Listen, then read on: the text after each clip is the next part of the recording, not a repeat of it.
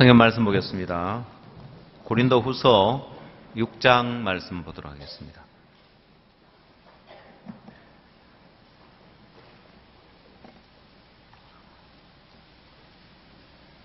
고린도 후서 6장 11절 말씀부터 제가 읽도록 하겠습니다.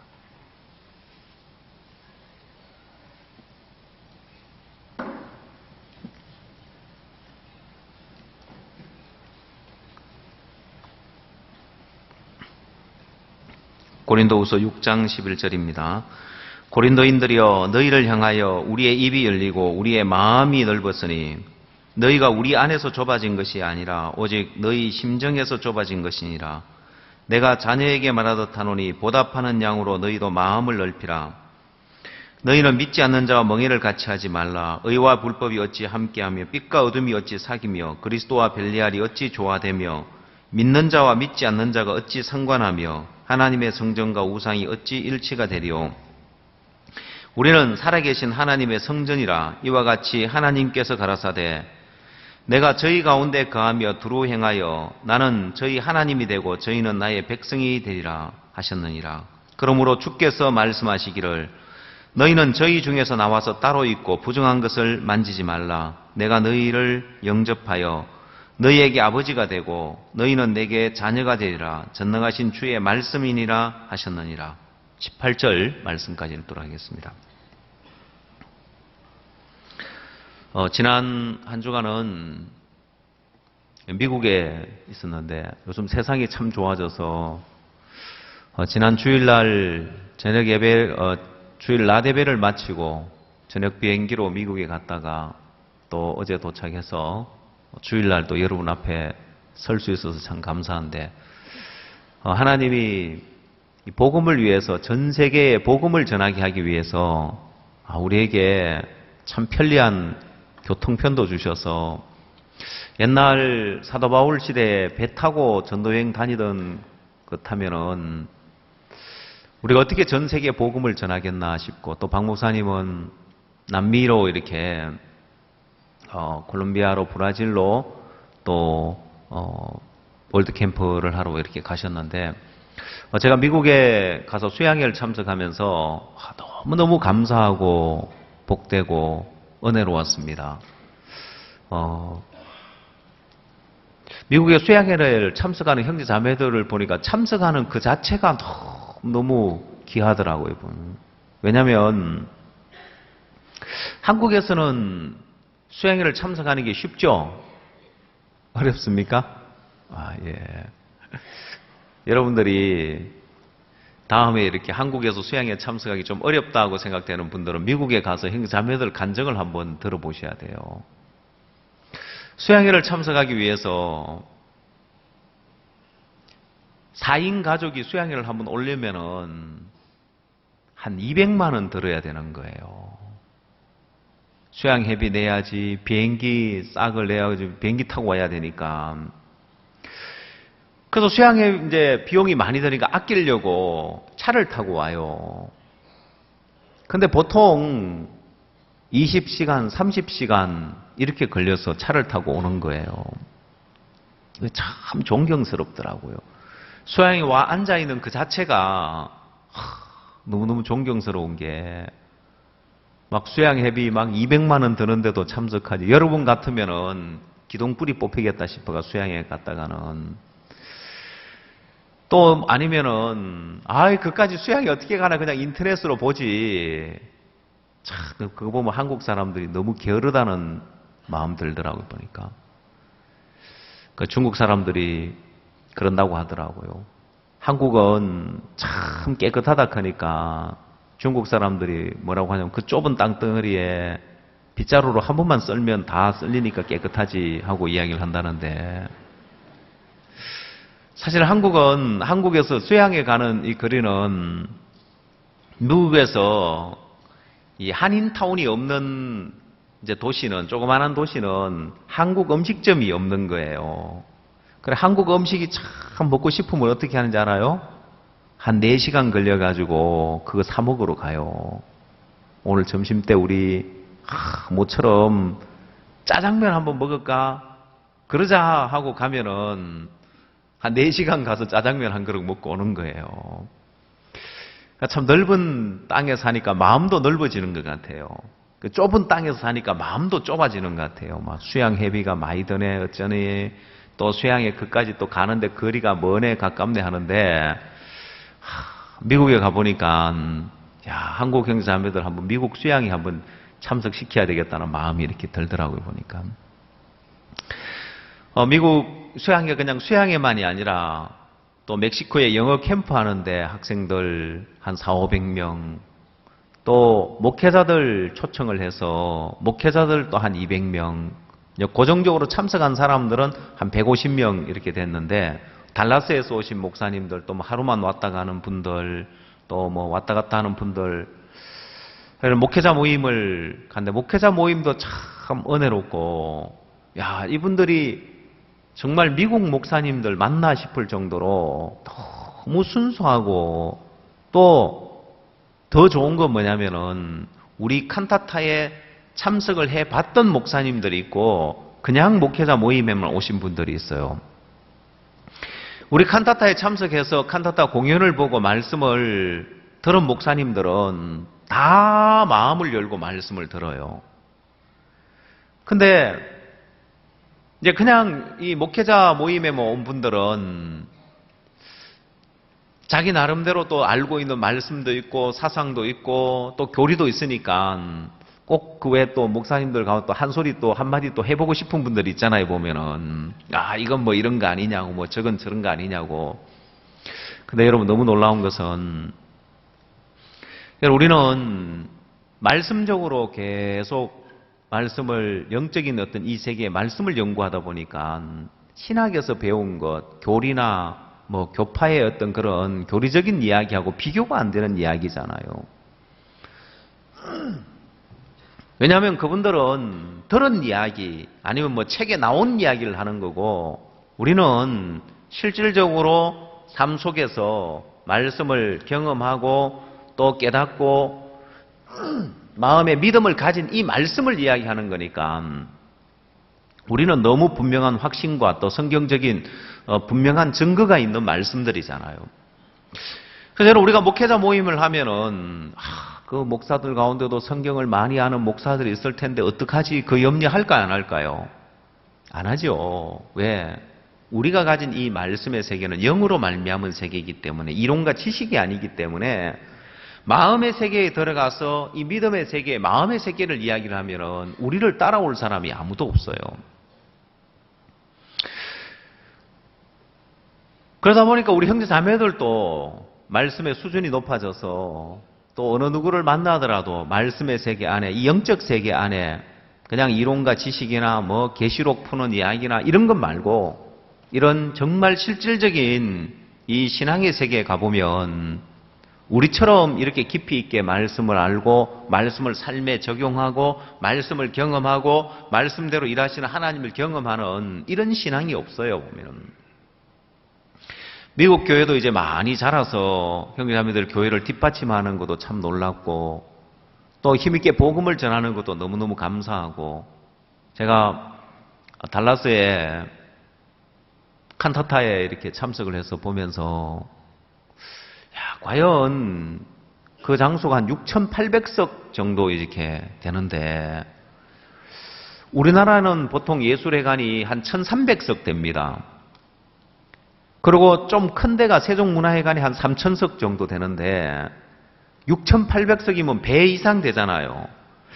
그래서 야, 6,800석 되는 공연장은 어떨까? 거기서 칸타타를 보면은 또 어떨까? 참 기대가 되더라고요.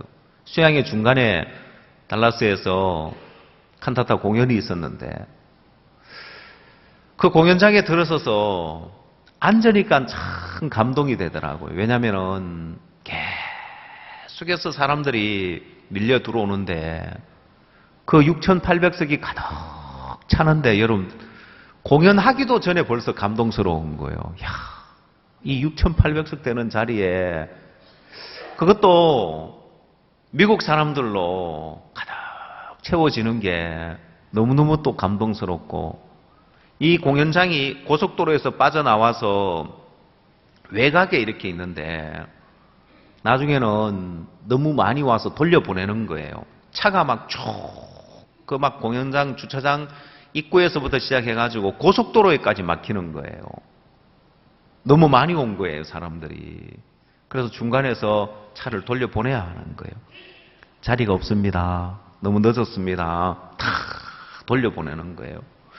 아마 늦게 오신 분들은 그렇게 생각했을 거예요. 그 공연장이 한 번도 그렇게 다 찬 적이 없으니까 10분 전에 가도 뭐 공연장 들어갈 수 있을 거야 라고 생각. 웬걸 주차장에도 못 들어가는 거예요. 아마 그분들이 내년에는 아마 일찍 나서서 오지 않겠나 하는 생각이 드는데, 근데 도심에서 하면은 더 감격스러운 게, 도심에서 하면은 그 일대 전체가 다 교통이 마비가 돼버린대요. 그 일대 전부 다. 공연장에 오는 사람들로 인하여서. 그래서 앉는 자체가 감동스러웠고, 또 공연을 보는데, 그런 큰 스크린에서 탁 처음에 보면은 예수 그리스도 그 족보가 나오잖아요, 보면은. 이 우리 작은 공연장에서 보는 거하고 또 큰 공연장에서 보면 감동이 다르더라고요.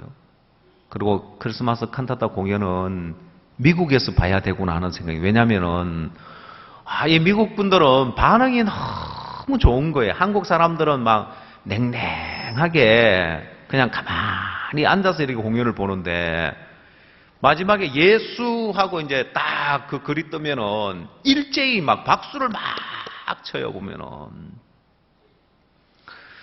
그리고 막 그 반응이 너무너무 좋은 거예요.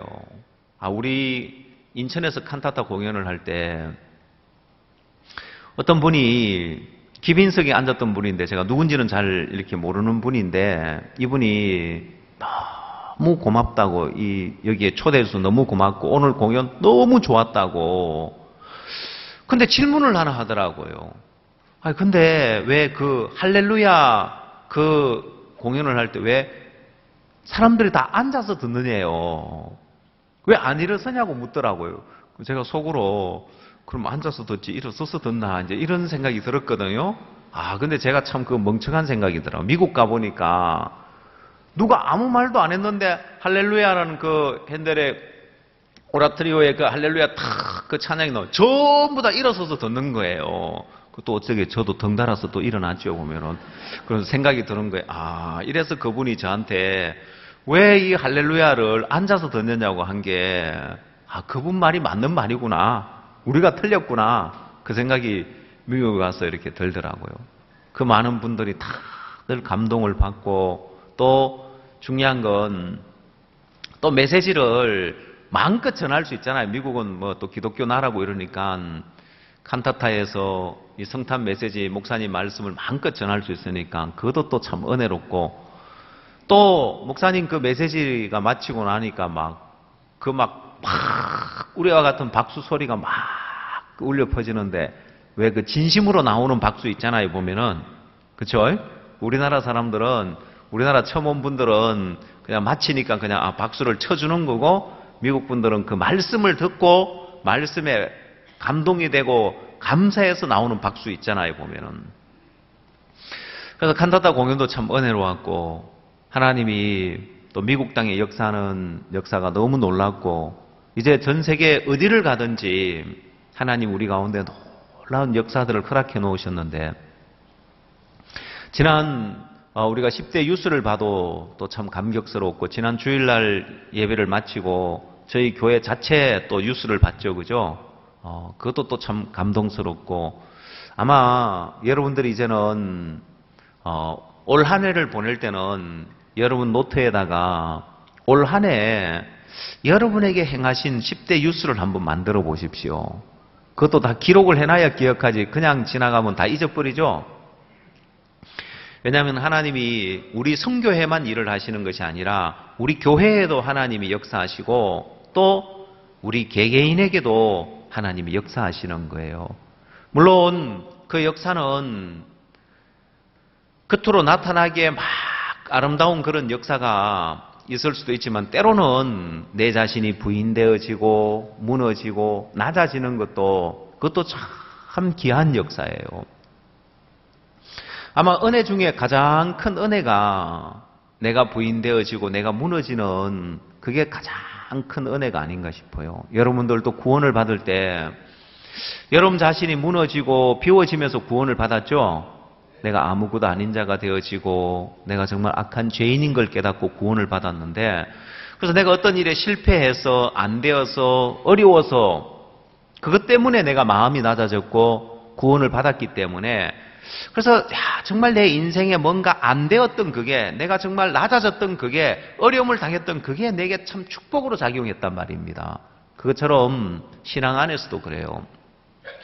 신앙 안에서 하나님은 우리에게 더 큰 은혜와 더 큰 축복을 주길 원하는데, 그러려면은 나를 한번 벗어야 되는 거예요.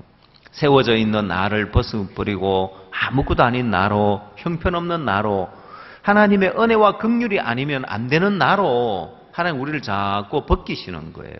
요셉의 생애 속에도 요셉이 채색 옷을 입고 있을 때 하나님은 그 채색 옷을 벗기시는 거예요. 또 요셉이 가정 총무의 옷을 입고 있을 때 이제 뭐 좀 은혜 입어가지고 살만한데, 하나님은 다시 가정 총무의 옷을 벗기고 죄수의 의복으로 하나님이 내려보내는 거예요. 근데 그게 요셉의 생애를 보면은 요셉이 그냥 양치는 목동으로 살아가는 그 삶에서 이스라엘의 치리자가 아니라 애굽의 치리자가 되는, 여러분 그 당시에 애굽의 치리자는 온 세상의 치리자라고 할 수 있습니다. 가장 문명이 발달한 애굽의 치리자는 세상의, 그 당시에 애굽은 세상의 중심이라고 할 수 있고 세상의 치리자라고 할 수 있습니다. 아니 이스라엘의 그냥 조그마한 나라에 목동으로 그냥 살았어야 할 이 요셉을 하나님이 애굽의 치리자로 세우기 위해서 하나님이 계속 세워나가신 게 아니었습니다. 하나님 그를 무너뜨리고 비우고 낮추는 일을 하셨단 말입니다.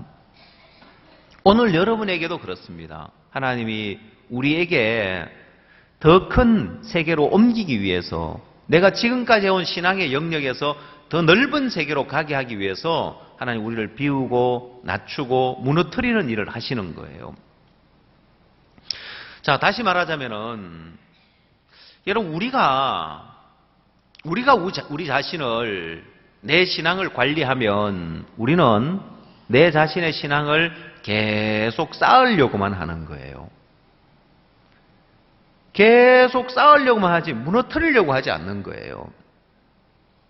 하나님이 우리를 관리해 주시면, 또 교회가 우리를 관리하면은 계속 쌓아나가는 것이 아니라 하나님은 무너뜨리는 일을 하시는 거예요.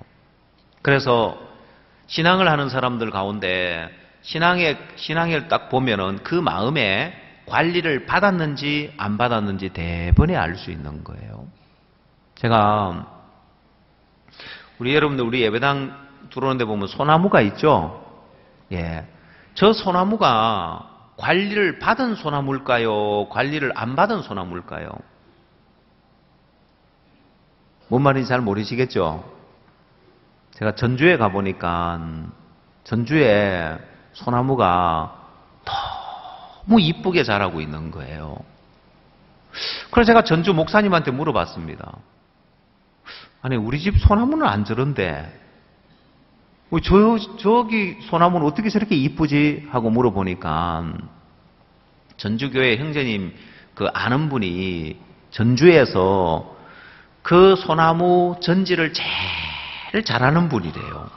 그분이 와서 전지를 탁 해줬대요. 그래서 보니까 그 나무는 너무 이쁘게 가지들이 뻗어 있고 너무 이쁘게 자라는 거예요. 저렇게 한 1, 2년, 처음에는 조금 볼품 없지만 1년, 2년 시간이 지날수록 나무가 이쁘게 되는 거예요.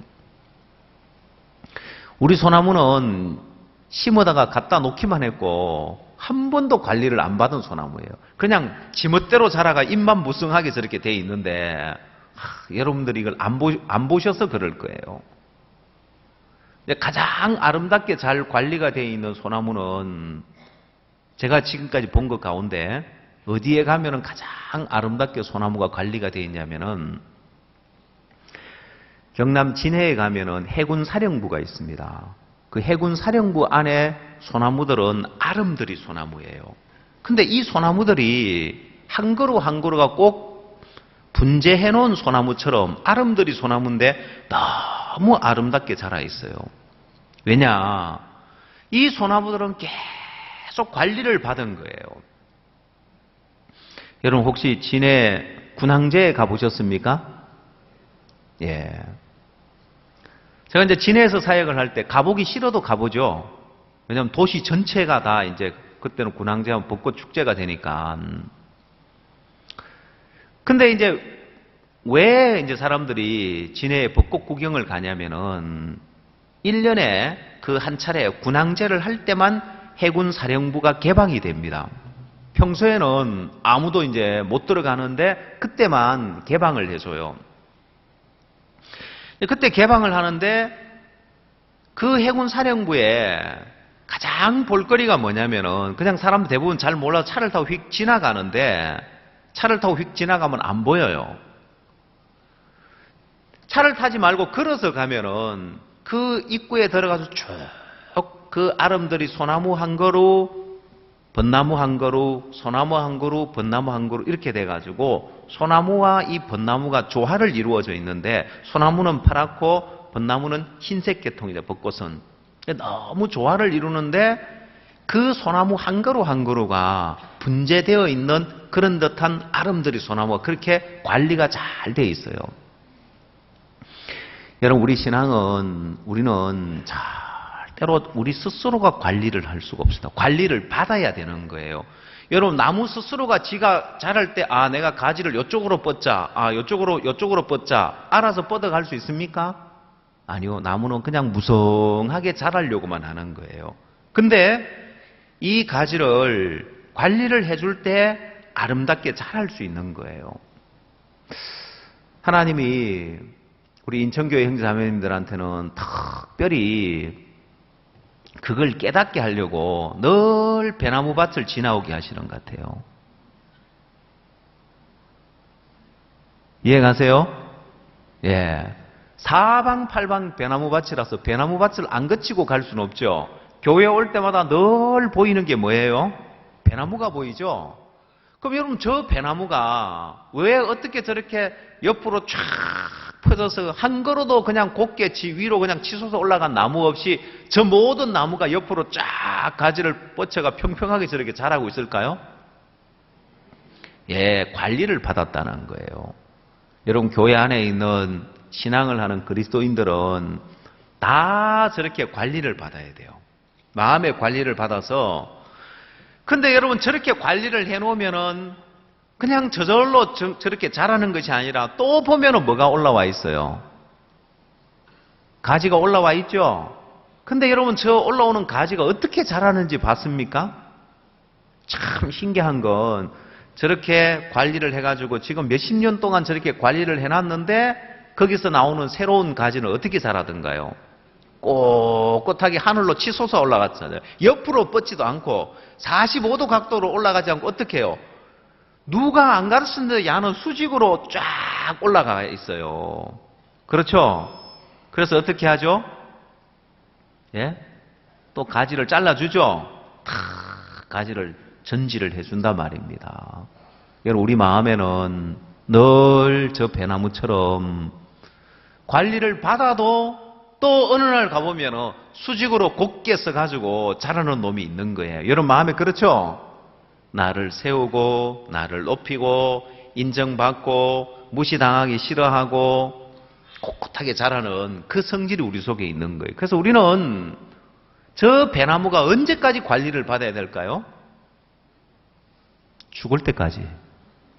맞아요? 이거 한 20년 관리 받았으니까 이제 놔두면 될까요? 아니에요. 그래서 관리를 받다가 안 받으면 어떻게 되느냐? 그거는 우리 주차장에 있는 배나무를 보면 돼요. 그래서 인천교회 형제자매들은 신앙하기가 아주 좋아요. 왜? 지나오면서 배나무 보고 주차장에 가서 배나무 한번 보면은 그 결과를 알 수가 있는 거예요. 참 신기한 것은 얼마 전까지만 해도 관리를 받을 때는 거기도 똑같이 배가 주렁주렁 달렸는데 저놈을 관리 안 하고 놔두니까 여러분 혹시 배 따서 드셔보셨습니까? 배가 안 열리는 거예요. 조그맣게 돌배처럼 되어버리고 아마 저한테 배 땄다고 한 번도 안 갖다 주는 거 보면은 뭐 그 주차장에서 누가 다 따먹어 버리진 않았을 거고 쓸만한 배가 안 열렸다 이 말입니다. 먹을 만한 배가 안 열리더라는 거예요. 그 이유가 뭐냐? 관리를 안 해주니까 그런 거예요. 여러분 우리 신앙은 우리 영혼은 늘 관리를 받아야 돼요. 우리의 마음은 늘 관리를 받아야 되는 거예요. 자, 그래서 내가 내 스스로 관리를 할 수 없구나 이걸 알아야 되는 거예요. 그럼 여러분 내가 내 스스로 관리를 할 수 없으면은 이걸 맡겨야 되는 거예요. 그래서 내가 관리를 스스로 할 수 없기 때문에 맡겨야 되는데 그 맡기는 게 뭐냐? 마음을 열어야 되는 거예요. 마음을 닫은 사람은 마음이 관리가 안 되게 돼 있습니다. 자, 마음을 열면은 아무리 병든 마음이라도 아무리 문제가 많아도 관리를 해주면 금방 아름답게 되게 돼 있고 아무리 좋은 마음을 가져도 관리를 안 받으면 다 망가지게 돼 있는 거예요. 자, 그래서 성경은 이렇게 이야기하고 있습니다. 히브리서 10장 말씀을 한번 찾아보십시오. 죄송합니다. 13장을 찾으십시오. 히브리서 13장 17절.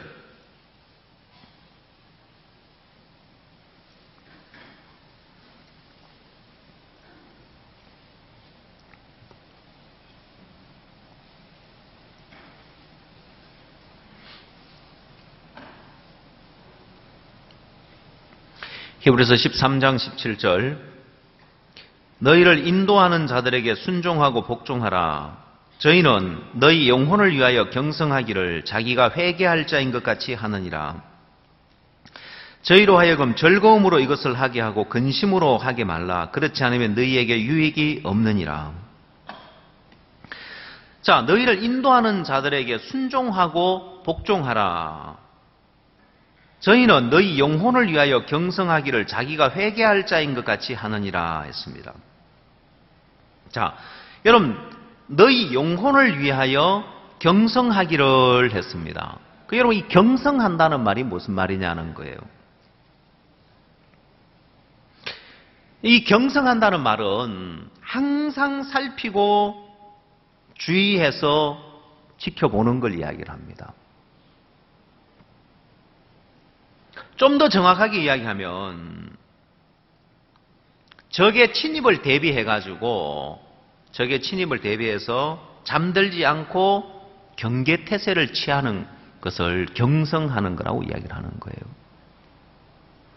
자, 그러면 우리 마음에는 항상 적이 침입할 수 있어요.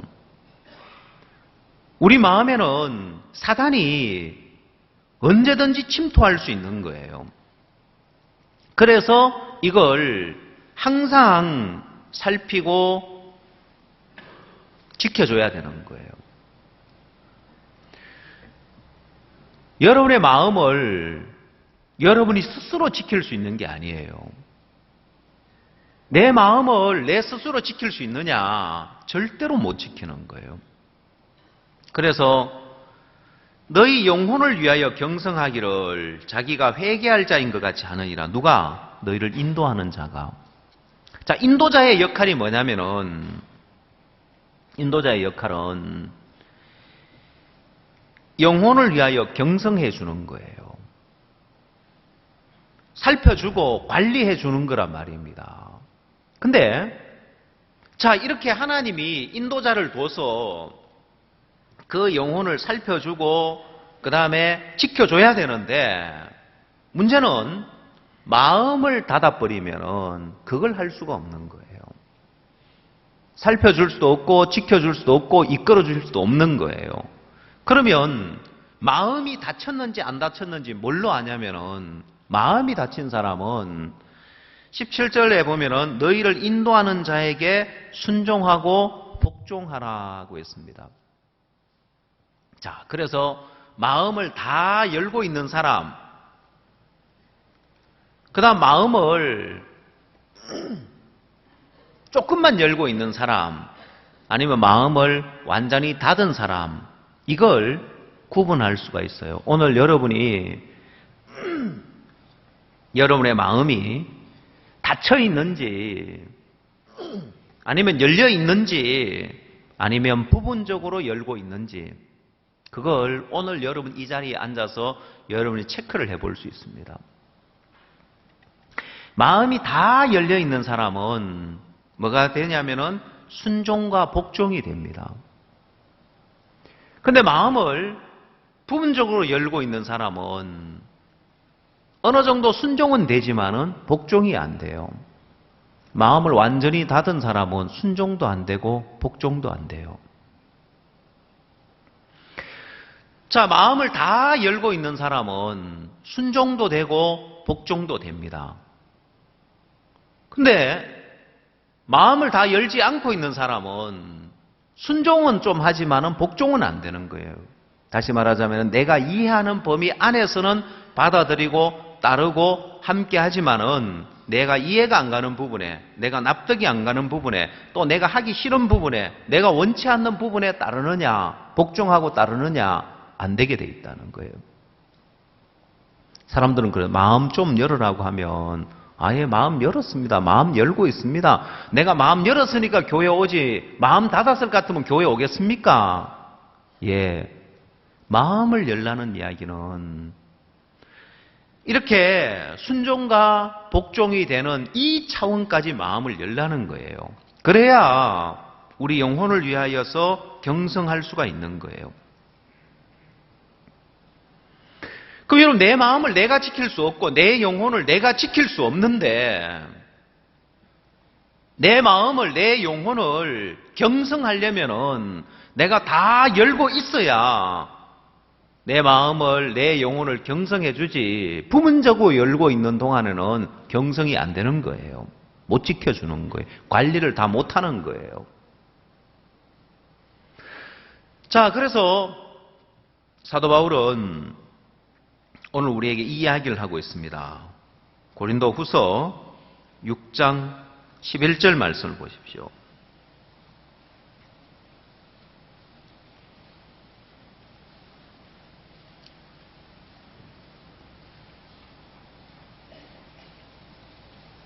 고린도후서 6장 11절.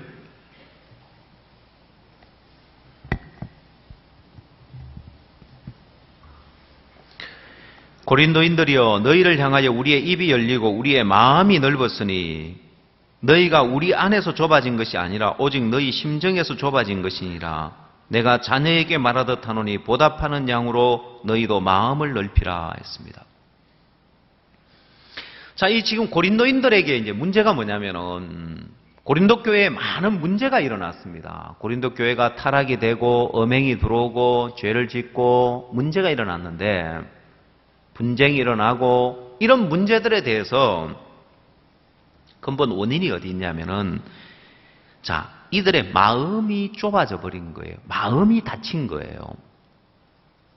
고린도 교회의 문제는, 고린도 교회에 일어나는 그 모든 문제가 어디에서 시작되냐면은 이렇게 마음이 좁아지고 마음이 닫힌 데서 일어나는 문제인 거예요.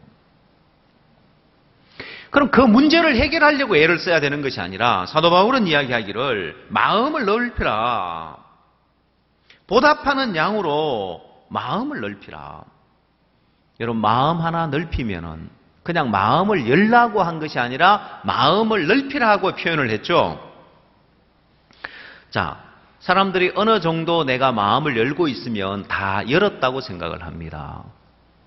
그러나 마음을 열었다고 해도 이 마음을 넓히라는 것은 어디까지? 인도자에게, 너희를 인도하는 자에게 순종하고 복종하라고 했는데 그까지 넓히라는 거예요.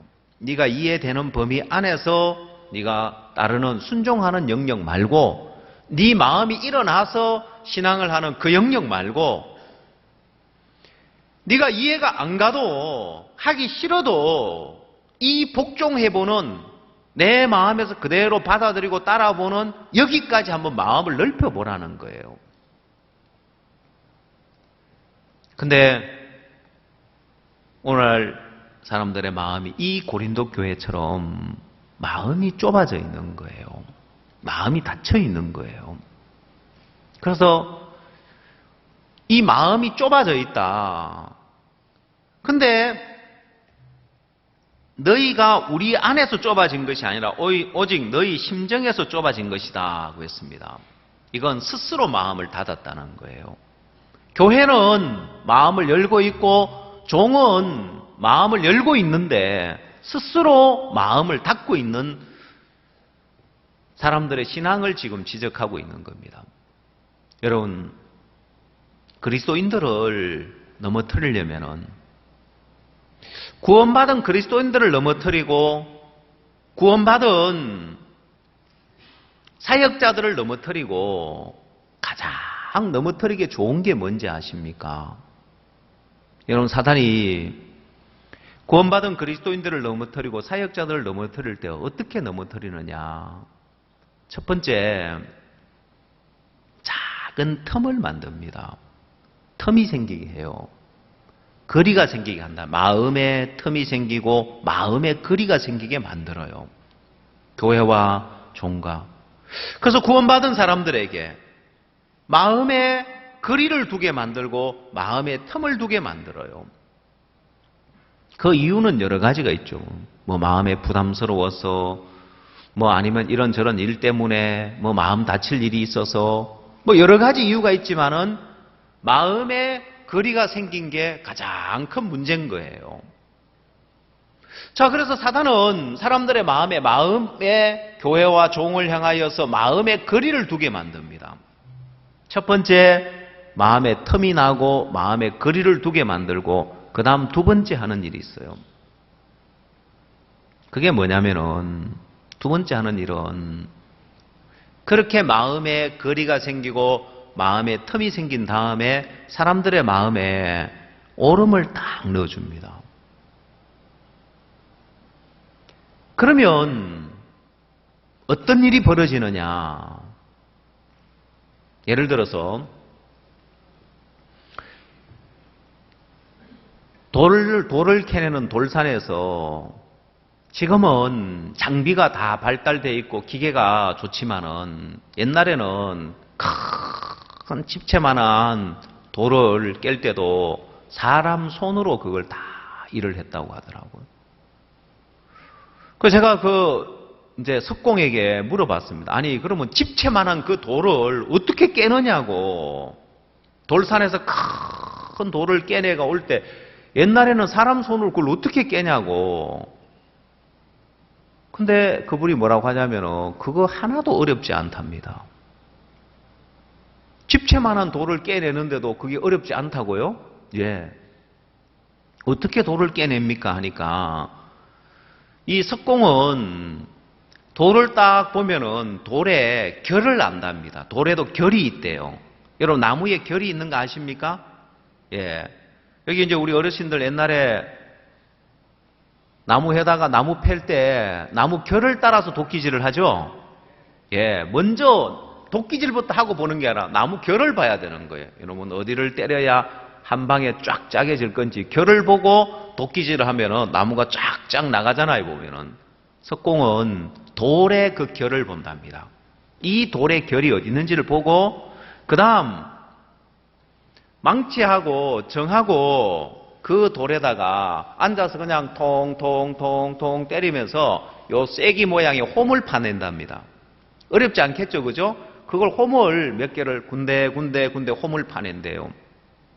그러고는 거기다가 쐐기 모양의 쇠를 갖다 거기다 탁탁탁 끼워두고 오한마를 가지고 거기를 땅 몇 번씩 때려주면은 그 집채만한 돌이 쭉 하고 갈라진대요. 들어보니 어렵지 않죠? 아, 그렇게 그 큰 돌을, 집채만한 돌을 깨내구나.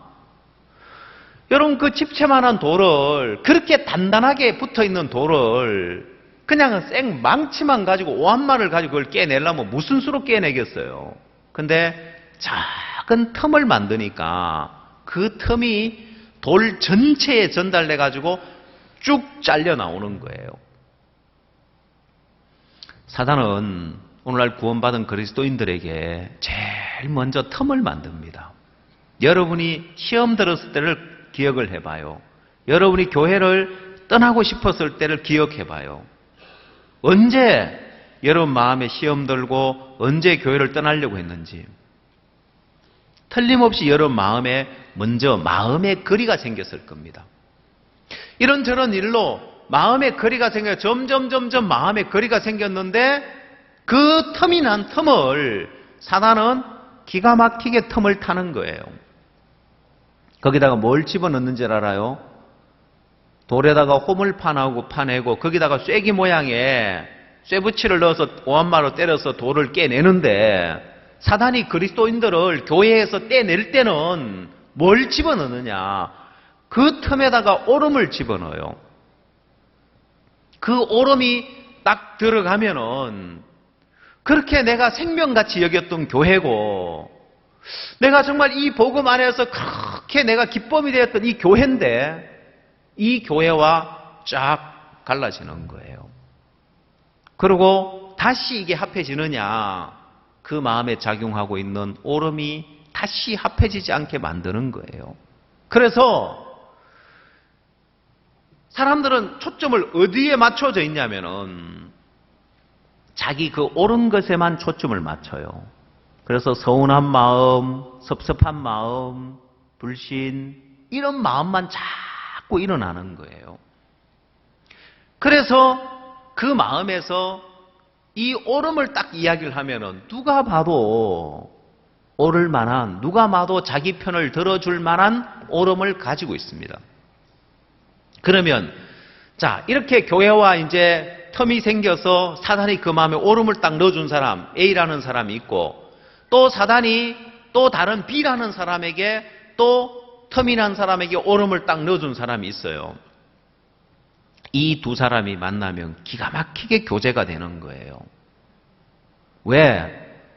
이 사람도 사단이 옳음을 넣어줘가지고 누가 봐도 이건 이해가 안 가는 짓이고 말도 안 되는 짓인데 그 옳음이 딱 마음에 있어서 누가 봐도 참 그거 너무 했네. 그거 좀 심하네. 그거 왜 그랬지? 이렇게 생각할 수 있는 그 다음에 B라는 사람도 옳음이 딱 들어가 있는데 두 사람이 이야기를 해보면 너무 은혜로운 거예요.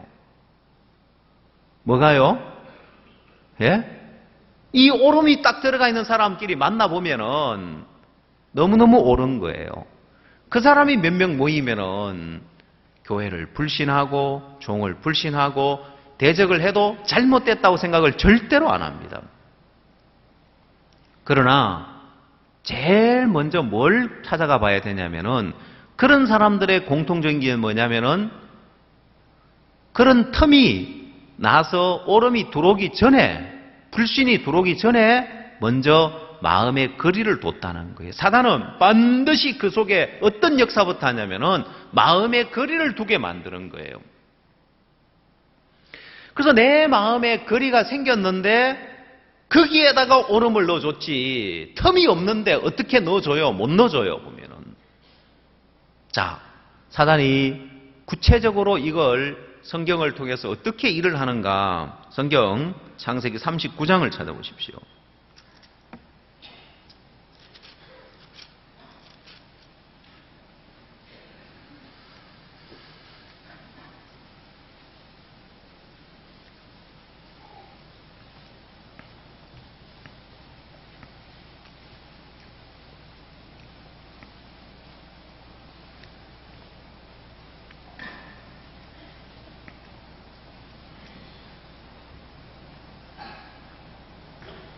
창세기 39장 16절 그 옷을 곁에 두고 자기 주인이 집으로 돌아오기를 기다려 이 말로 그에게 구하여 가로되 당신이 우리에게 데려온 히브리 종이 나를 희롱코자 내게로 들어왔기로 내가 소리질러 불렀더니 그가 그 옷을 내게 버려두고 도망하여 나갔나이다. 주인이 그 아내가 자기에게 구하기를 당신의 종이 내게 이같이 행하였다 하는 말을 듣고 심히 노한지라. 이에 요셉의 주인이 그를 잡아 옥에 넣으니 이 옥은 왕의 제수를 가두는 곳이었더라. 요셉이 옥에 갇혔으나. 자, 여러분, 이 주인이 보디발이 요셉이 자기 아내를 희롱코자 했다는 이야기를 듣고는 감옥에 집어넣어 버렸습니다. 그러면 이 보디발의 마음에 내가 참 잘못됐다는 생각을 할까요? 자기가 옳다는 생각을 할까요? 아니, 이 종놈이 어디서 감히 내 아내를 희롱코자 하냐? 당장 감옥에 집어넣어라. 감옥에 집어넣어버린 거예요. 여러분, 왜 요셉을 불신했습니까? 자, 요셉을 불신하게 된 것이 이 보디발의 아내가 보디발에게 불신을 넣어줬죠. 그렇죠? 근데 이 불신이 왜 이렇게 틈을 탈 수 있습니까? 왜 요셉과 보디발 사이에 이런 불신이 들어와서 이 보디발의 마음에 오름이 들어오고 불신이 들어와서 요셉을 버려버리고 감옥에 집어넣는 이 일을 어떻게 할 수 있는지 압니까? 제일 먼저 요셉하고 보디발하고 마음의 거리가 생긴 거예요. 마음의 거리가 생겼기 때문에, 틈이 났기 때문에 틈을 탈 수 있는 거고, 마음의 거리가 생겼기 때문에 이렇게 불신을 넣어줄 수 있고 그게 통하더라는 것입니다. 자, 요셉의 마음을 봅시다. 7절, 그 후에 그 주인의 처가 요셉에게 눈짓하다가 동침하기를 청하니 요셉이 거절하여 자기 주인의 처에게 이르되 나의 주인이 가중 재반 소유를 간섭지 아니하고 다 내 손에 위임하였으니 이 집에는 나보다 큰 이가 없으며 주인이 아무것도 내게 금하지 아니하였어도 금한 것은 당신뿐이니 당신은 자기 아내임이라. 그런즉 내가 어찌 이 큰 악을 행하여 하나님께 득죄하리까? 여인이 날마다 요셉에게 청하였으나 요셉이 듣지 아니하며 동침하지 아니할 뿐더러 함께 있지도 아니하니라. 자, 이게 요셉의 진실된 모습입니다. 근데 왜 보디발이 요셉을 오해하고 요셉을 불신하고 떠났느냐? 이건 요셉과 보디발 사이에 마음의 거리가 생겼던 겁니다. 자, 이렇게 마음의 거리가 있으니까 틈을 탈 수 있고 이렇게 오름을 넣어주고 불신을 넣어줄 수 있는 거예요. 자, 그러면 이 사건, 이 일이 중요한 것이 아니라 이 일 때문이 아니라 보디발이 불행해진 것은, 보디발이 요셉을 잃어버리고 요셉을 불신하고 요셉과 멀어진 것은 요셉과 마음의 거리가 있었다는 거예요. 요셉과 마음의 틈이 났다는 거예요. 그게 문제예요. 만약에 보디발이 요셉과 교제하고 요셉의 마음을 쭉 알고 있으면은 이런 소리가 들릴 때 아니야, 요셉이 그럴 사람이 아닌데 그럼 내가 한번 확인해 보리라. 요셉에게 확인을 해보고 요셉의 마음을 들어보고 주변 사람의 마음을 들어보면 내 아내 말이 거짓되구나. 내 아내 말이 거짓되구나. 충분히 알 수 있어요. 아니, 내 아내가 거짓말 하겠나? 여러분, 요셉이 거짓말을 합니까? 보디발의 아내가 거짓말 합니까? 보디발의 아내가 거짓말 하죠. 여러분, 많은 사람들이 목사님 재판 사건이 있었을 때 많은 사람들이 불신을 가졌던 이유가 있습니다. 그 이유가 뭐냐면은 대한민국 검사가 거짓말 하겠냐, 여기에 넘어갔습니다. 사람들은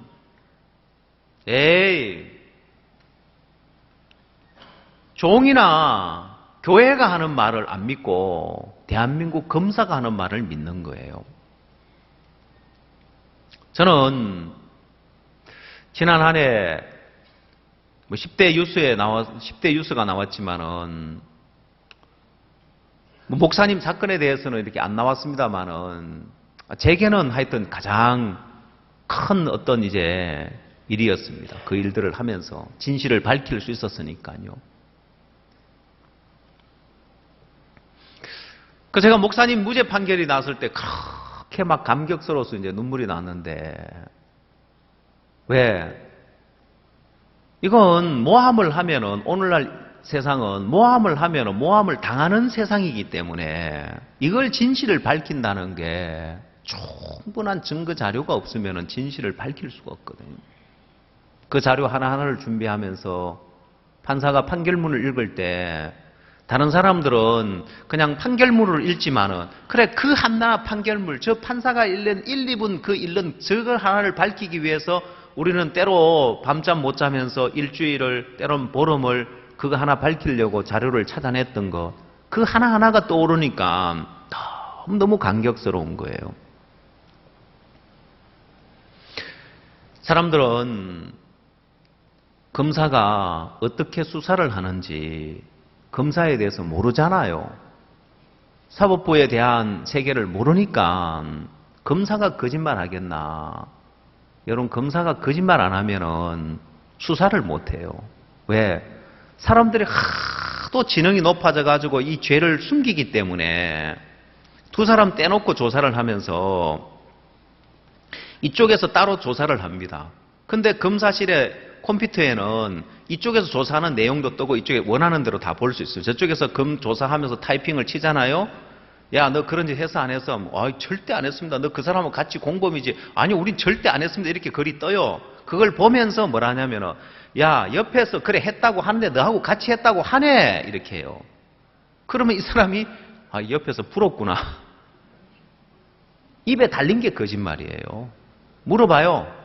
조사하는 데 있어서 검사가 거짓말 안 하고 그래 순수하게 그래 저기서는 안 했다 하는데 너는 했냐 이렇게 묻는지 입에 달린 게 거짓말이고 하는 게 거짓말이에요.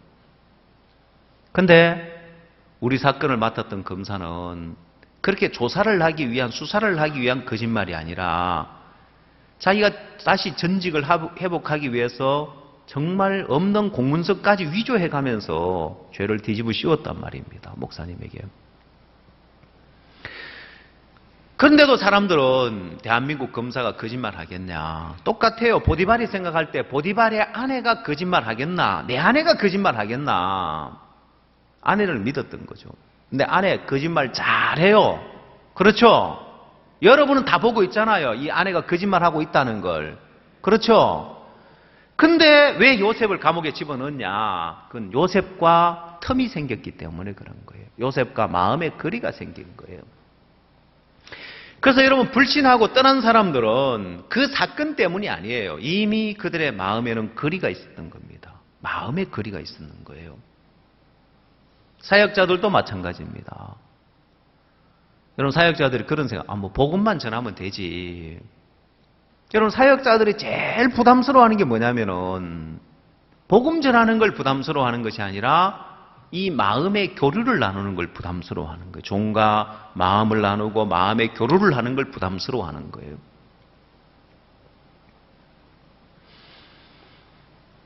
자, 그렇게 마음의 거리가 이미 있었기 때문에 마음의 틈이 나 있었기 때문에 사단이 그 틈을 탈 수 있는 거고 불신을 넣어줄 수 있는 거예요.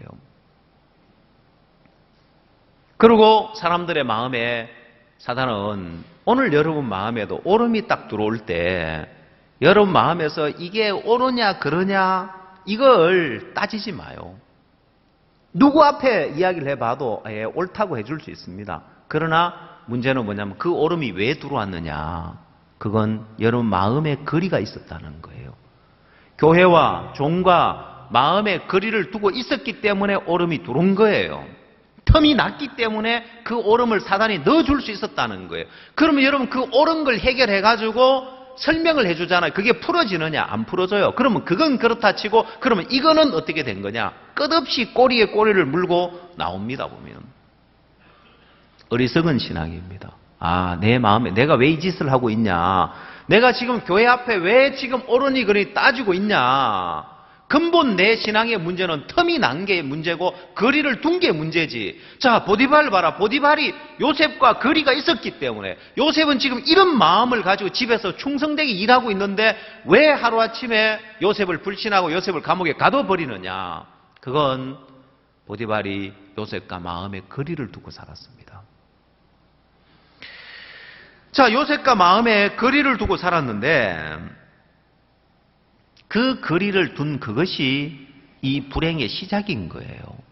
그래서 여러분의 신앙에 틀림없이 사단은 여러분 마음에 오름을 넣어주고 불신을 넣어주기 전에 마음의 거리를 두게 만들었어요. 그럼 내가 종과 거리를 둔 게 문제였구나. 야, 내가 교회와 마음의 거리를 두고 산 게 문제였구나. 내 마음에 이런 텀이 있었는 게 문제구나. 그러면 내 마음에 이 거리를 없애는 게 신앙이구나. 자, 그게 작은 아들이 그걸 발견했습니다. 탕자가 그걸 발견했어요. 여러분, 탕자가 아버지와 마음의 거리를 두고 살았기 때문에 그 마음에 사단이 오름을 넣어줄 수 있는 거예요.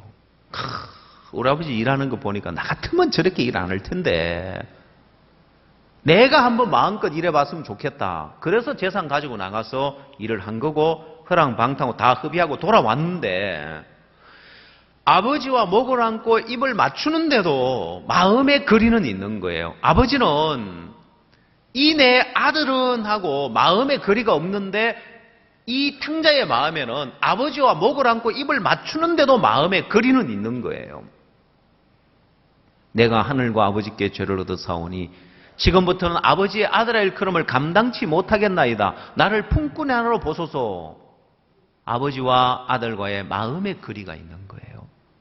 근데 아버지가 이야기하는 거 아니다. 아버지는 마음의 거리가 없는 거예요. 아버지는 마음을 열고 있는데 탕자의 심정에서 좁아져 버렸고 탕자의 마음에서 닫고 있고 탕자의 마음에서 거리를 두고 있는 거예요.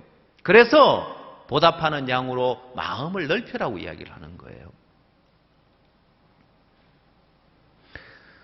오늘 여러분 마음속에 내 마음에 옳은 마음이 들고 내 마음에 서운한 마음이 들고 섭섭한 마음이 들면은 그걸 해결하려고 애쓰면 이제 신앙은 망하는 길로 가는 겁니다. 그 길로 가면은 거기서 돌이키지 않으면은 그 신앙은 영영 회복되지 못하고 이제는 병든 신앙으로 이 교회 와도 소망이 없고 교회가 아닌 일에 함께 하지도 못하고 기쁨이 안 되고 감사가 안 되고 이제는 손님처럼 살다가 그러다가 어느 날 불신이 들어오면 교회를 불신하고 대적하고 떠나는 거예요. 이미 병들어 있는 거예요. 그래서 여러분이 그걸 해결하려고 해야 되는 것이 아니라 그러면 내 마음에 내가 왜 이 오름이 들어올 수 있고 왜 이런 생각이 들어올 수 있느냐. 틀림없이 마음에 거리를 두고 마음에 틈이 있었던 것을 여러분 발견할 겁니다. 그러면 그 거리를 마음의 거리를 좁히는 거고 그 틈을 없애는 거예요.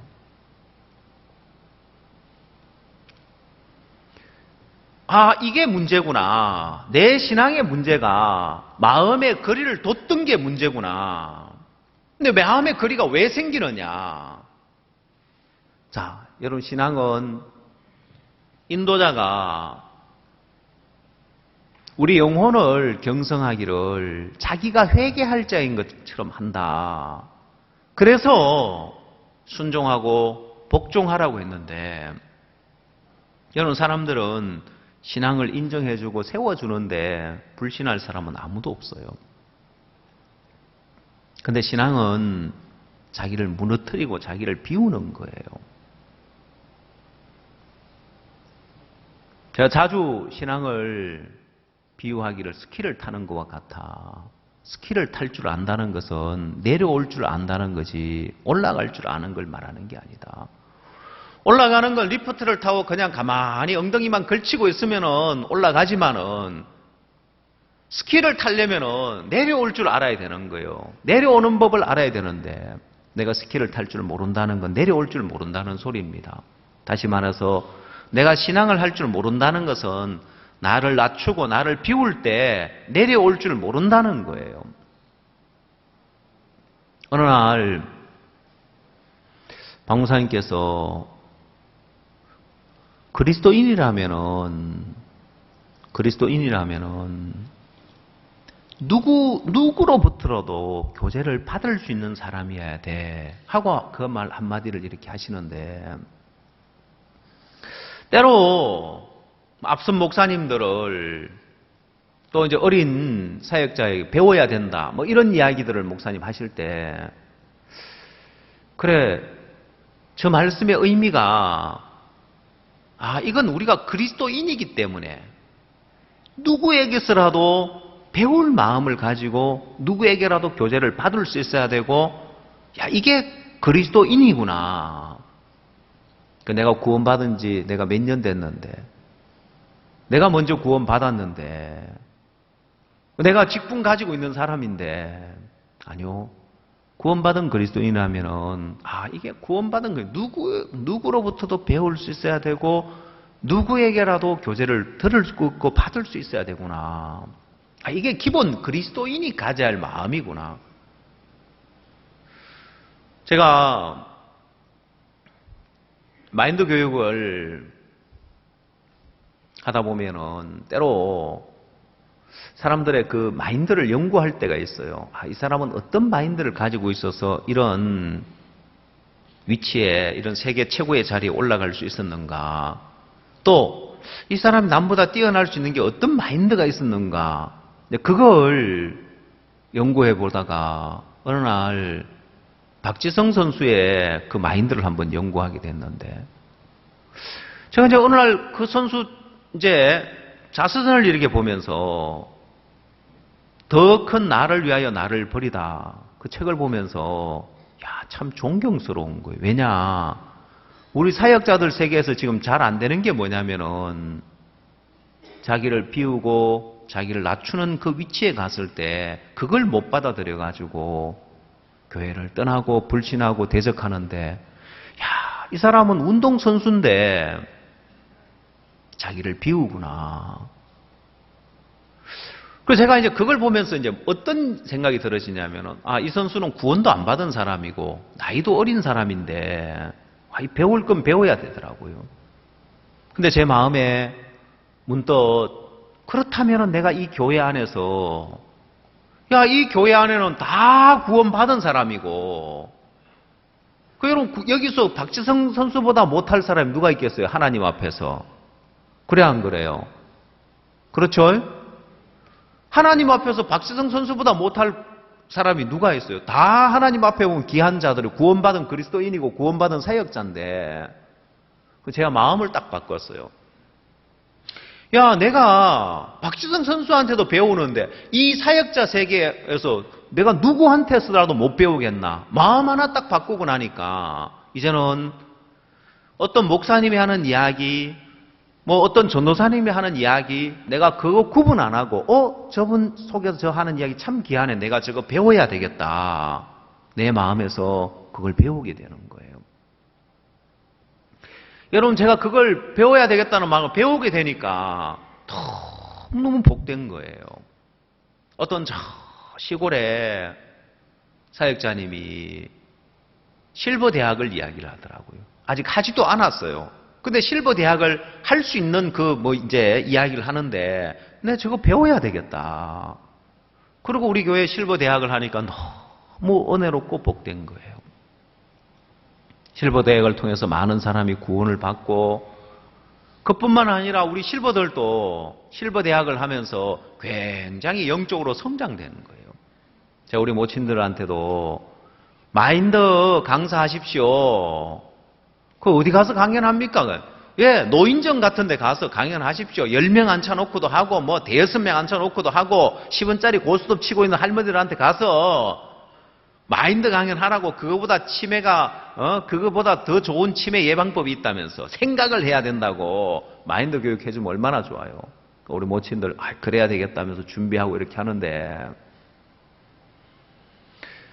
온 선교회에서 이제 이 교회 저 교회에서 같이 이제 실버 대학을 하면서 온 선교회가 복을 받고, 지난 실버 캠프에 갔더니만 담당하는 목사님이 작년 실버 캠프 할 때 비해서 400명이 더 늘었대요. 1200명이었는데 1600명이 참석을 했다면 작년보다. 그러면서 뭘 하냐면 각 지역교회에서 실버 대학을 해서 거기서 사람들을 많이 데려와서 이렇게 많이 늘었다는 거예요. 여러분, 제가 그냥 시골교회 그 사역자님 그 말 한마디 내 마음에 배우니까 온 교회가 복되게 되고 온 선교회가 복되게 되는 거예요. 어떤 전도사님이 우리는 선교에서 하는 모든 행사를 다 대순도 집회라고 생각을 한다. 그러면서 그 전도사님이 이제 자기가 이제 그 행사에, 자기 교회 행사에 가려고 하니까 버스가 한 대 있었으면 좋겠더래요. 버스가 없는데. 그 교회 사람들은 뭐 몇 명 안 되는데, 그래서 24인승 버스라도 하나 있으면 좋겠다. 그 버스가 얼마 하는지 알아보고 그 버스 우리가 작정해서 하나 샀으면 좋겠다. 야, 저 전도사님 마음에, 저 마음 참 귀한 마음이네. 그래서 모든 행사를 대순도 집회라고 생각한다는 그 마음도 내가 그대로 받아도 배우니까 우리 교회도 또 너무너무 복되게 되는 거예요. 그걸 배워서 칸타타도 대순도 집회다. 여러분, 그래 칸타타가 대순도 집회면은 여러분 대순도 집회 때 우리가 이 예배당에 빈자리 채우기만 하면 됩니까? 안 되죠. 그 이후에 그 사람들을 얻어야 되잖아요. 그죠? 그리고 이제 칸타타를 우리가 후원받아서 그냥 그 학생들 그냥 왕창 데려다 그냥 빈자리 채우고 구린들 앉혀놓고 채우고 이렇게 되는 게 아니라, 그래 우리가 그 다음에 전도할 수 있는 사람, 복음 전할 수 있는 사람으로 채우자. 그래서 사할린 교포들도 채우고, 그 이후에 우리가 사할린 교포들도 집집마다 찾아가서 신방 전도도 하고, 또 행사 때 초청도 하고, 크리스마스 행사 때도 초청하고, 수양회도 초청하고, 복음 전하는 계기가 되는 거예요. 그 한마디가 칸타타가 대순도 집회로 변하는 거예요. 그래 내 마음에 그거 하나, 내 마음에 하나 받아들이니까 내가 누구에게서든지 배울 수 있겠는 거예요. 한 사람 한 사람이 다 귀하고 그 안에서 한마디 흐르는 거 배워야 되는 거예요. 근데 때로 그 마음에 거리를 두고 사는 사람의 마음에 오름이 탁 들어가면은요, 교회도 무시하고 종도 무시하고 누구 말도 안 들어요. 자, 성경은 이야기하기를, 히브리서 13장 다시 한번 봅시다.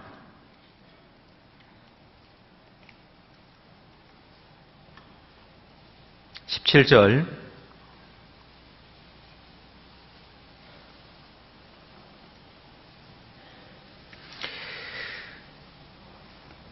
너희를 인도하는 자들에게 순종하고 복종하라. 저희는 너희 영혼을 위하여 경성하기를 자기가 회개할 자인 것 같이 하느니라. 저희로 하여금 즐거움으로 이것을 하게 하고 근심으로 하게 말라. 그렇지 않으면 너희에게 유익이 없느니라 했습니다. 자, 오늘 여러분의 마음을 마음껏 관리할 수 있도록 여러분이 마음을 열고 있느냐는 거예요. 저희로 하여금 즐거움으로 이것을 하게 하고 근심으로 하게 말라고 했습니다. 그렇지 않으면 유익이 없다고 했어요. 자, 오늘 여러분 마음속에 제가 때로 교제를 할 때 여러분이 한번 생각을 해보십시오. 내가 이 이야기를 하면, 이렇게 인도를 해주려고 하면 저 자매가 이 인도를 받을까? 저 형제가 이 인도를 따라올까? 내가 이렇게 마음을 꺾어주려고 하면 저 형제가 마음을 꺾을까? 저 자매가 마음을 돌이킬까? 근심하는 거예요. 저 형제는, 저 자매는 내가 무슨 이야기를 해도 그대로 받을 거야. 기쁨으로 하게 하느냐, 아니면 근심으로 하게 하느냐는 거예요. 자, 즐거움으로 하게 하라, 근심으로 하게 말라. 그렇지 않으면 너희에게 유익이 없다는 거예요. 여러분, 그건 여러분 인생에 유익이 없어요. 여러분 인생에 이렇게 마음의 관리를 받고 마음의 이끌림을 받지 않으면 여러분 인생에서 하나님의 일하심이나 하나님이 은혜 베푸는 걸 입느냐? 못 입어요. 자기는 옳다마는 하나님은 인정을 안 해주는 거예요. 왜? 하나님의 은혜를 못 입으니까요. 하나님 역사를 경험 못하는 거예요. 자, 그래서 오늘 다시 본문 말씀을 돌아가서 사도 바울이 고린도 교회를 향하여 이야기를 하고 있습니다. 11절 고린도 후서 6장 11절 고린도인들이여 너희를 향하여 우리의 입이 열리고 우리의 마음이 넓었으니 너희가 우리 안에서 좁아진 것이 아니라 오직 너희 심정에서 좁아진 것이니라. 내가 자녀에게 말하듯 하노니 보답하는 양으로 너희도 마음을 넓히라. 자, 이렇게 이제 마음을 넓히면은 마음껏 마음을 관리해 줄 수 있고 마음과 마음이 만나질 때 이제 이런 틈이 없어지게 돼 있어요. 마음을 열고 마음을 나눠보면은 마음의 거리가 없어지고 마음의 틈이 없어져요. 그러면 내가 아무리 부족해도 괜찮고 아무리 못나도 괜찮아요. 마음의 거리가 없어지고 마음의 틈이 없어지면 하나님이 역사하게 돼 있어요. 여러분, 최근에 우리 애기 엄마들이, 부인 자매님들이 마인드 교육팀을 만들어서 일을 하잖아요. 그 비결이 뭔지 압니까? 하나님이 역사하는 거예요. 그 비결이 뭔지 알아요? 그 비결이 뭔지 알아요? 그건 다른 것 아니에요. 이 자매님들이 저 앞에 그 일을 들고 나온다는 거예요. 나와서 인도를 받는다는 거예요. 잘하지 못하기 때문에, 부족하기 때문에 들고 나와서 때론 내가 막 귀찮을 정도로 자주 들고 나와요. 자, 그렇게 이제 들고 나오고 인도를 받으니까 그 일이 되는 거예요. 여러분, 마치 우리 자매들이 아니라 제가 마인드 교육에 뛰어 들어가지고 일하는 것처럼 하나님이 일을 하잖아요. 자, 그래서 내 마음의 거리가 없어지면, 나와 마음의 거리가 없어지면은 제가 이제 마인드 교육을 전문으로 하고 있는데 우리 자매들을 통해서도 이런 전문가들이 이 담당 사역자들 일하는 것처럼 똑같이 하나님 역사하는 거예요. 마음의 거리가 없어져 버리면은요. 여러분, 오늘 여러분 삶 속에 그 단계를 넘어서서 내가 마음의 거리가 없어지면 이제는 예수님이 일하는 것과 똑같이 일하심이 나타나게 되어 있습니다. 마음의 거리를 없애버리면 이제 주님이 일하는 것과 똑같은 그런 일하심이 나타나는데 그게 성경 사무엘상 14장을 찾으면 나와 있습니다.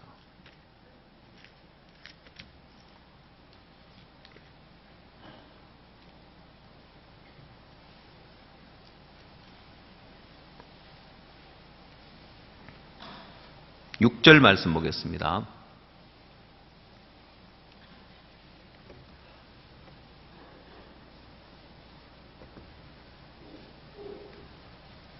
사무엘상 14장 6절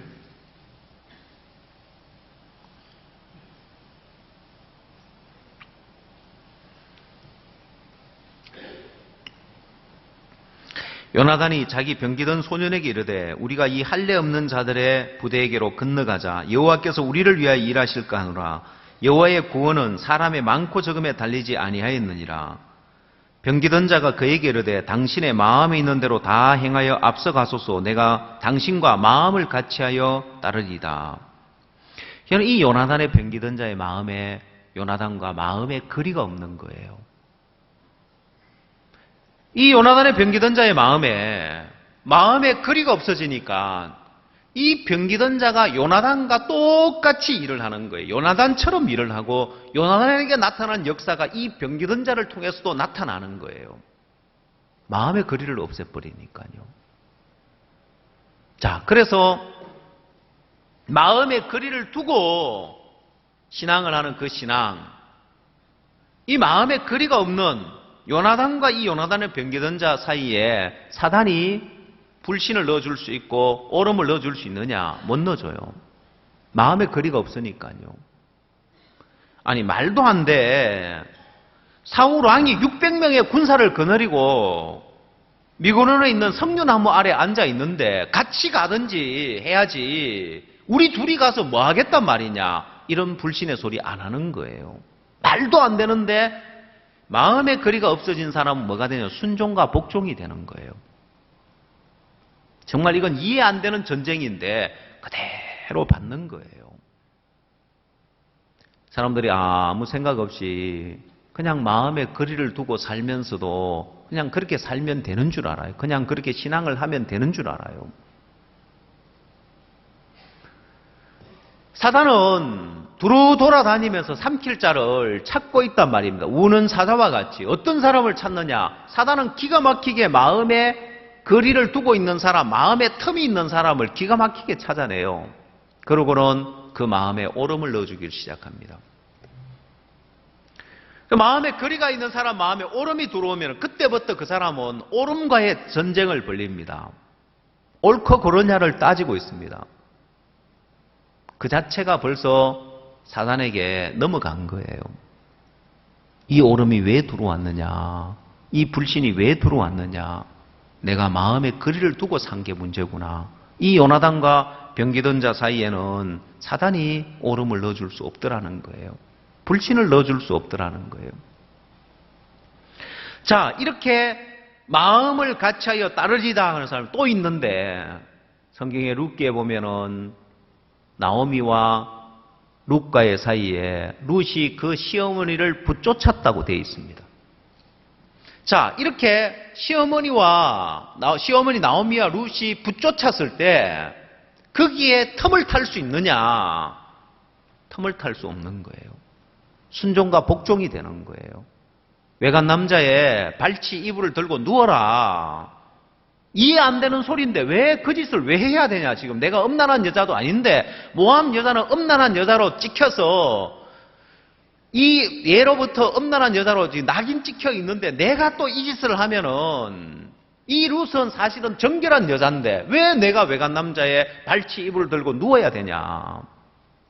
야, 우리 어머니가 나 팔아먹으려카나 왜 이 짓을 하냐? 그런 불신이 들어가는 것이 아니라 어머니의 명한 대로 그대로 하면서 자기는 이해 안 되는 일이었지만은 그게 모압에는 없는 유대 땅에 있는 이스라엘 나라에 있는 기업 물을 자의 권리를 행하느냐 마느냐 그걸 묻기 위해서 그 일을 하는 거예요. 합당한 일인 거예요. 자, 이렇게 순종과 복종이 되지 거기에 오름이 틈을 탈 수 없고 불신이 틈을 탈 수 없는 게 마음의 거리가 없었기 때문에 시어머니 나오미와 룻과의 이 룻이 붙쫓았기 때문에 그렇게 마음의 거리가 없으니까 거기에 오름이 들어올 수 없고 불신이 들어올 수 없고 서운함이 들어올 수 없고 섭섭함이 들어올 수가 없는 거예요. 자, 그렇게 들어왔다는 자체는 내 마음에 거리를 두고 산 게 문제라는 거예요.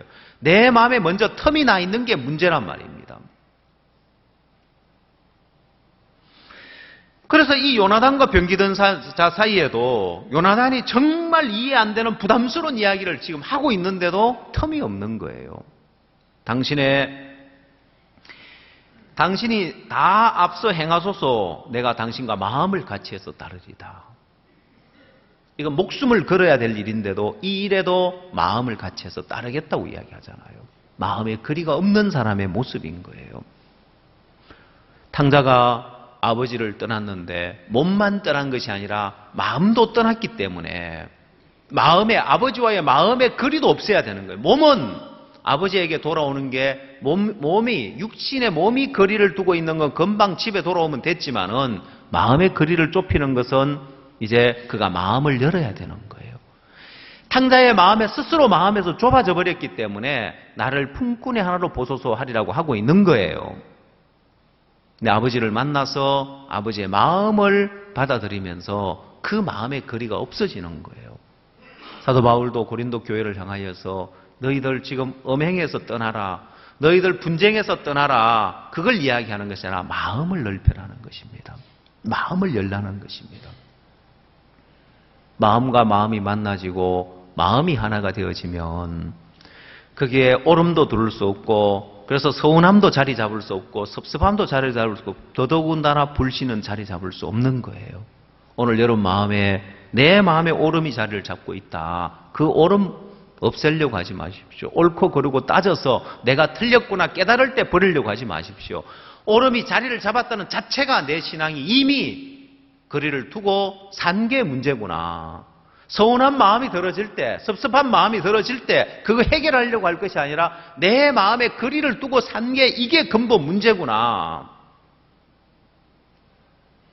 그래서 여러분 마음에 보답하는 양으로 마음을 넓히라고 할 때 풀려서 열지 말고 내가 틀렸구나. 내가 마음에 거리를 두고 살았기 때문에 이런 불신이 들어오고 이런 오름이 들어오고 서운한 마음과 습함이 작용했구나. 그리고 내 신앙이 근본 내가 마음에 거리를 둔 게 문제고 마음이 좁아진 게 문제고 내가 마음의 거리부터 없애보자 하고 마음의 거리를 없애면은 신기하게 오름도 떠나가고 서운한 마음도 떠나가고 불신도 떠나가고 다 떠나가요. 오늘 여러분 마음에 마음 하나 열리면은 이제는 여러분 마음에 말씀이 자리를 잡습니다. 오름이 자리를 잡는 게 아니라 서운한 마음이 자리를 잡는 것이 아니라 여러분 마음에 말씀이 자리를 잡으면서 여러분 마음에 소망이 생겨나는 거예요. 우리는 뒤로 물러나 침륜에 빠질 자가 아니요 오직 영혼을 구원함에 이르는 믿음을 가진 자라고 하면은 여러분 마음에 그 말씀이 자리를 잡으면서 소망이 생기지만은 오름이 마음에 자리를 잡고 있는 사람은 암만 들어도 소망이 안 생겨요. 여러분 어떤 삶이 복된 삶입니까?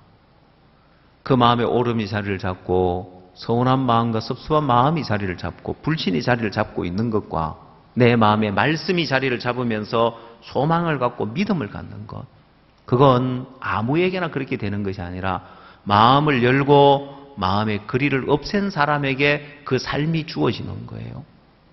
오늘 여러분 마음에 여러분 신앙에 만 가지 문제가 있어도 문제될 건 하나도 없습니다. 마음 하나 열고 마음의 거리를 좁히기만 하면 됩니다.